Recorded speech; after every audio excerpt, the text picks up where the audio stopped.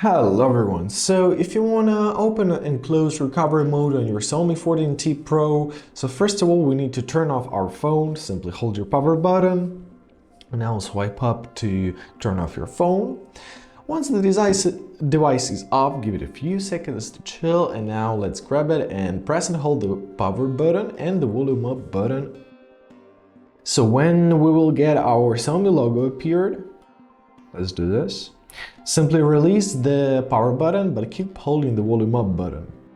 Alright, now we're in our recovery mode. So use the volume up and volume down button to navigate through it, and use the power button to confirm. So let's choose reboot, press power button, let's choose reboot to system, and that's it. Now our phone will restart in normal mode. I hope this video is helpful. Thank you so much for watching and have a great day.